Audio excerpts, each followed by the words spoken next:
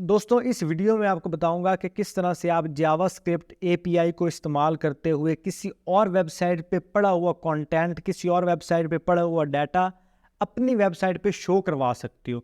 जिस तरह से आप ये देख सकते हो, ये तस्वीर आ रही है, नेम आ रहा है और ईमेल एड्रेस आ रहा है।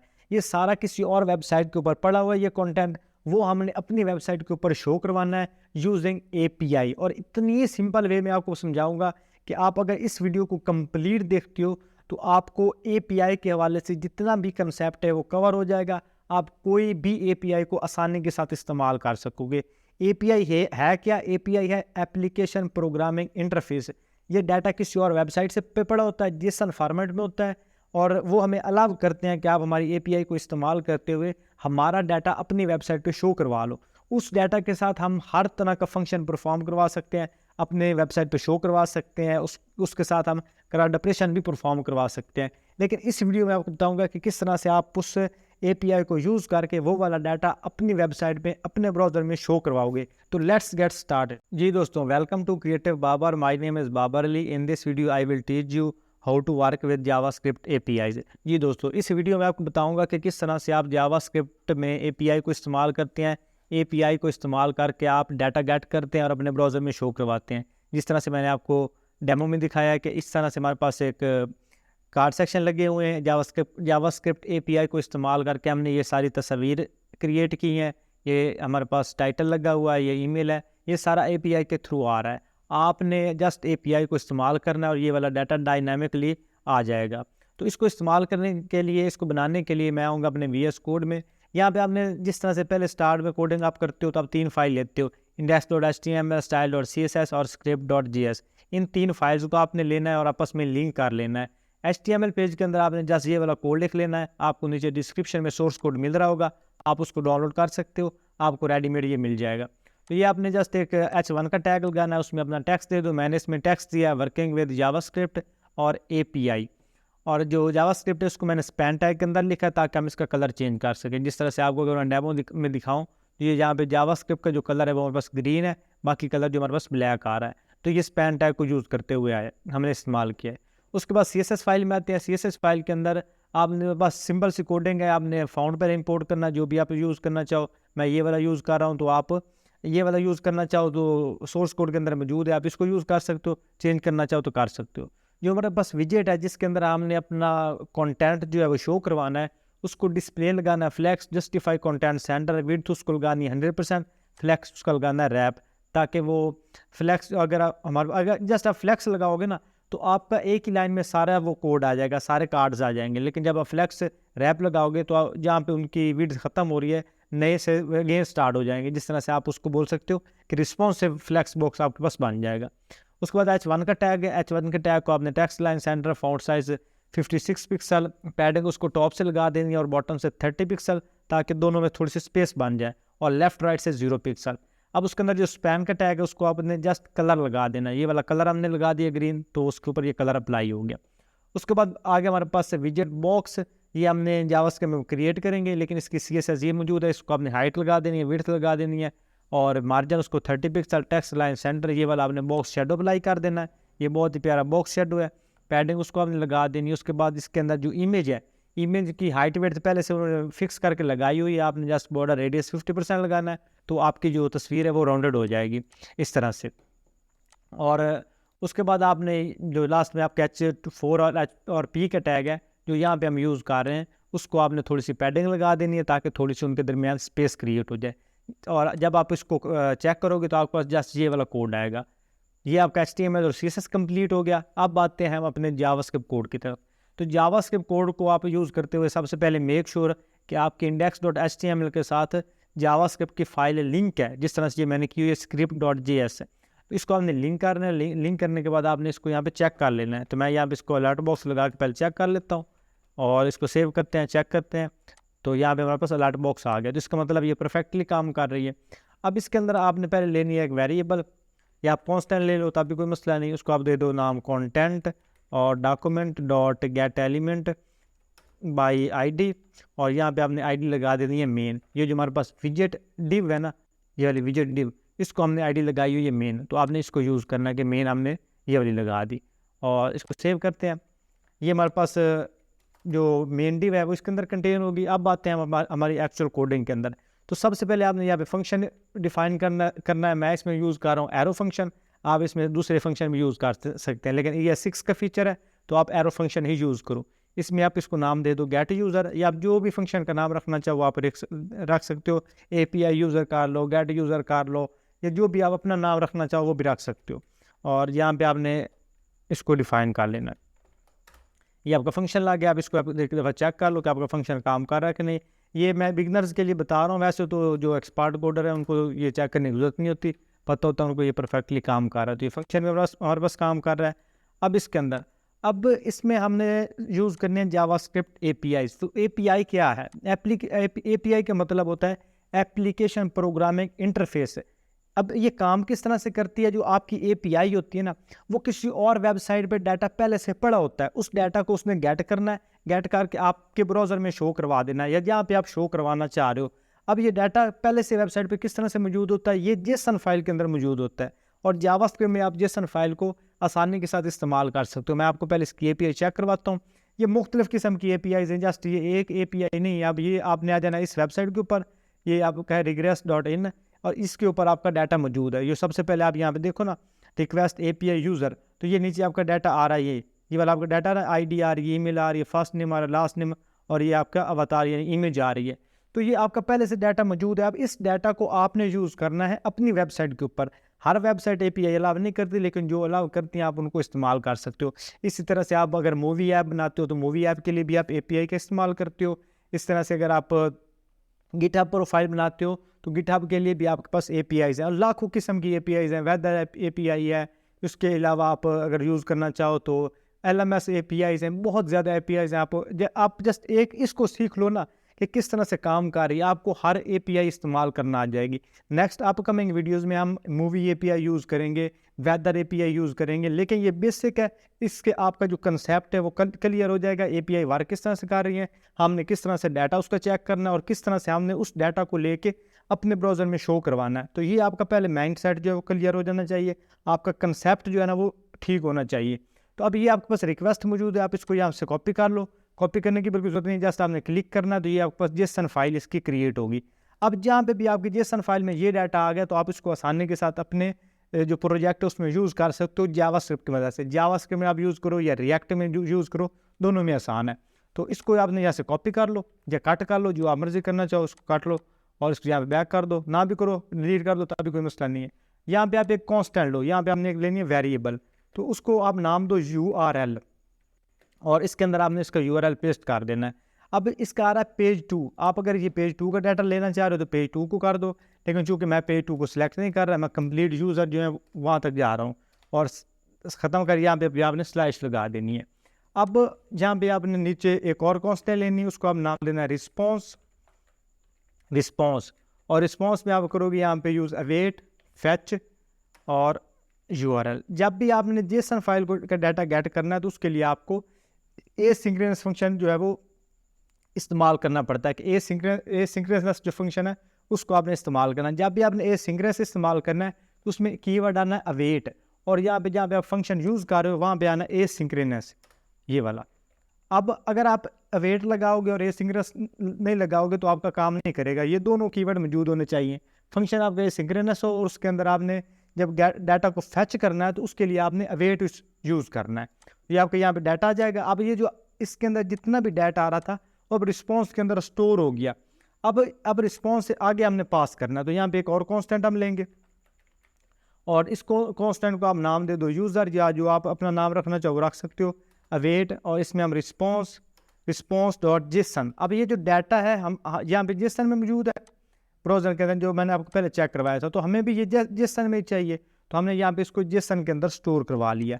अब डाटा फैच हो गया, यहाँ पे URL जो है ये आ रहा, इसका डाटा हमने स्टोर करवा लिया रिस्पॉन्स के अंदर।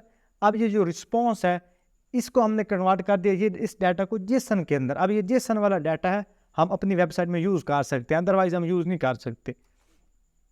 और यहाँ पे आप एक और कांस्टेंट लो, इसमें आप पहले इसको चेक कर लो कि आपका वाकई डाटा आ रहा है ब्राउज़र में कि नहीं आ रहा। तो यहाँ पे एक आप और वेरिएबल दो, और या इसको आप पहले एक दफ़ा चेक कर लो। यहाँ पे आप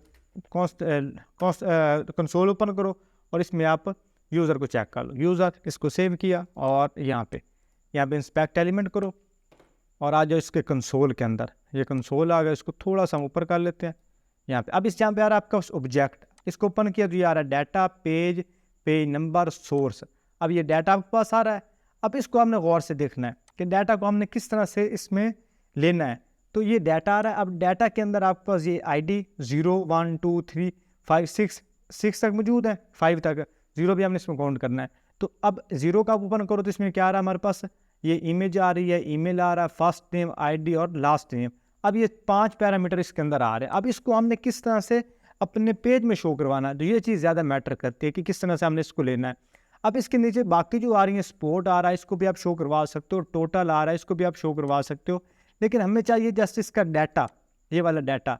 तो अब इस डाटा को हमने किस तरह से स्टोर करवाना है।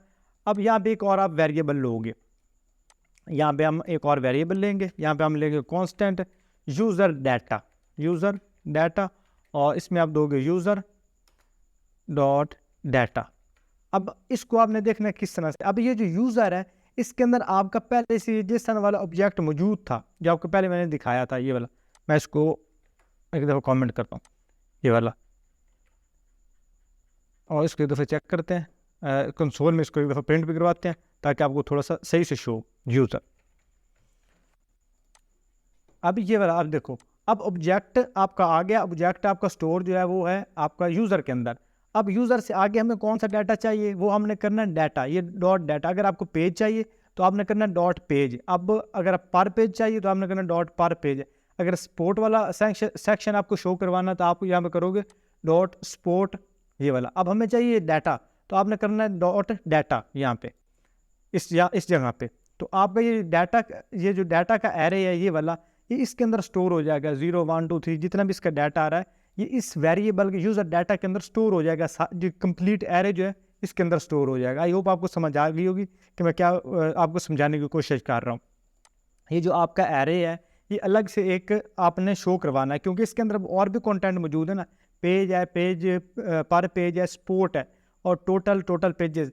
अब इनमें से हमें तो एक चीज़ चाहिए ना, हमें तो ये डाटा चाहिए, और इस डाटा के अंदर बाकी जितना भी डाटा वो इससे आगे हमने शो करवाना है। तो इस तरह से हमने इसको नेविगेट करना है। तो डायरेक्टली आपने इसको गेट नहीं करना, डॉट डाटा। अब ये इसको हमने स्टोर किया इसमें, तो यूज़र डाटा ये जो वेरिएबल है, इसके अंदर ये वाला आपका कंप्लीट एरे आ गया, 0 से लेके 5 तक। इसका कंप्लीट एरे इसके अंदर स्टोर हो गया। अब इससे आगे हमने इसको चेक करना है। अब कंसोल आप यहाँ पे लगाओ अगेन। अब कंसोल में आप लगाओ यूज़र डाटा।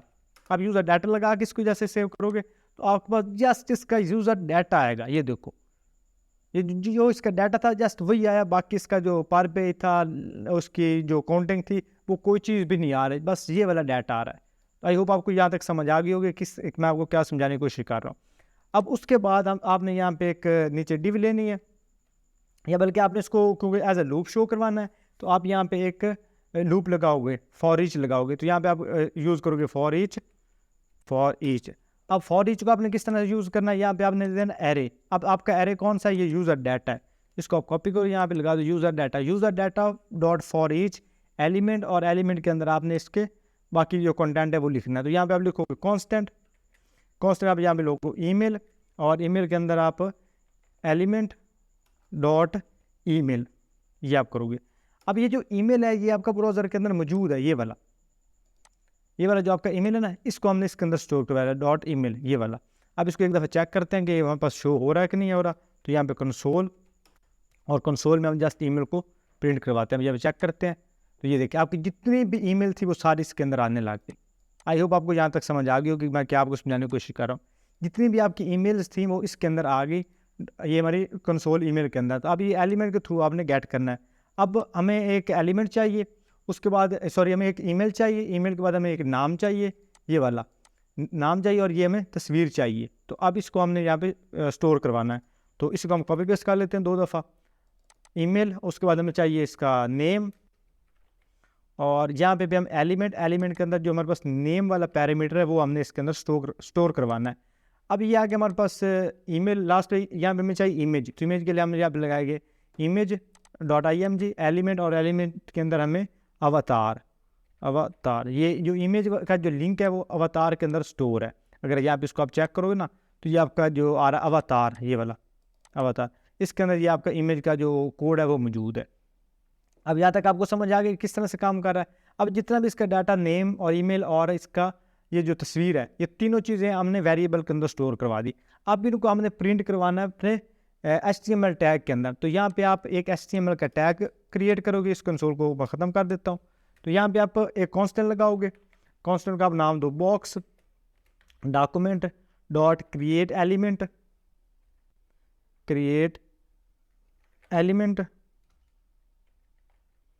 ये वाला।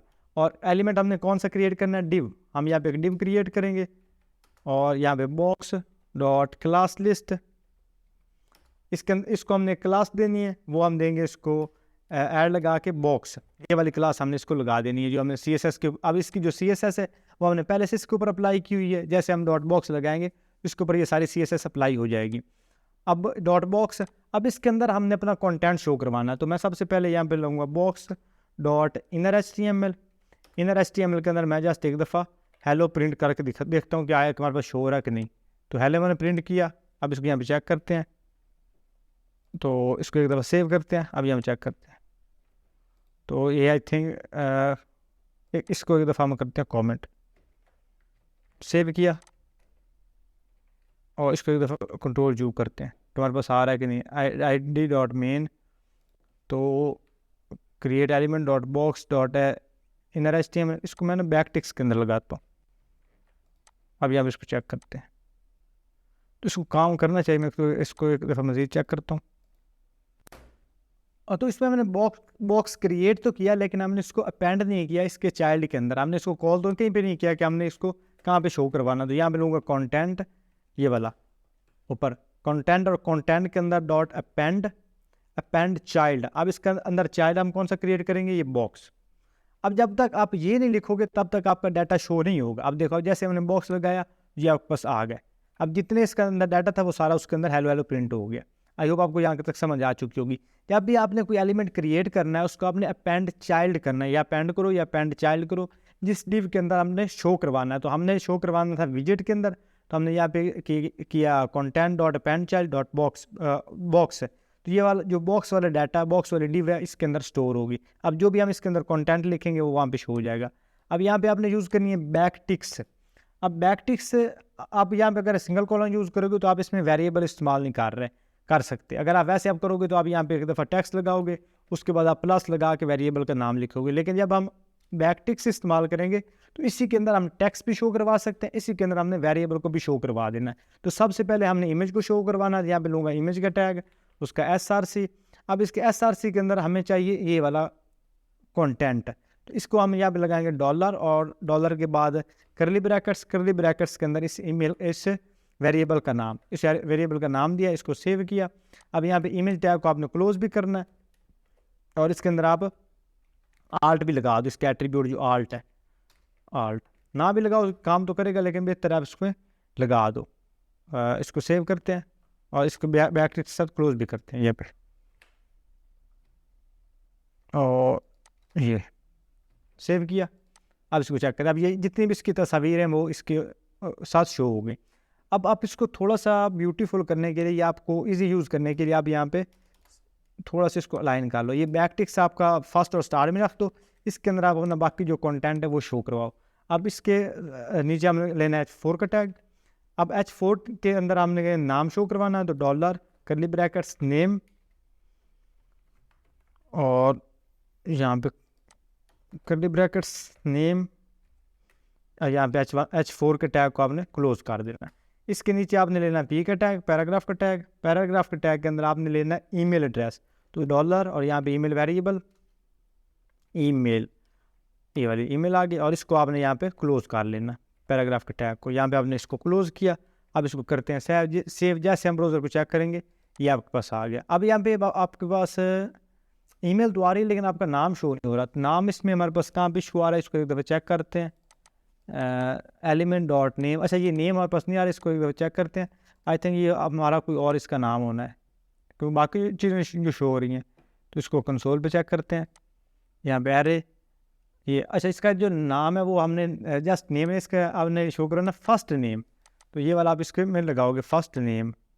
ये वाला जो आपका टेक्स्ट लिखो ना फर्स्ट नेम, इसको अब यहाँ से कॉपी करो या आप खुद ही लगा दो, तब कोई मसला नहीं। तो एलिमेंट डॉट फर्स्ट नेम, अब इसको सेव करके अब जैसे आप चेक करोगे तो आपको ये शो हो जाएगा। आई होप आपको समझ आ गई होगी कि किस तरह से आपने एपीआई को इस्तेमाल करना है जावास्क्रिप्ट के अंदर। अगर आपका इस हवाले से कोई भी सवाल हो तो आप नीचे कमेंट सेक्शन में पूछ सकते हो। अगर आपको वीडियो अच्छी लगी वीडियो को लाइक करें, अगर चैनल पहली दफ़ा विजिट कर रहे हैं चैनल को लाजमी सब्सक्राइब करें, क्योंकि अपकमिंग वीडियोज़ हैं उसमें हम फायरबेस इस्तेमाल करेंगे, उसमें एपीआई इस्तेमाल करेंगे और भी बहुत अच्छा हम कंटेंट इसमें लेकर आएंगे। तो इंशाल्लाह मिलते हैं किसी अगली वीडियो में, तब तक के लिए अल्लाह हाफिज़।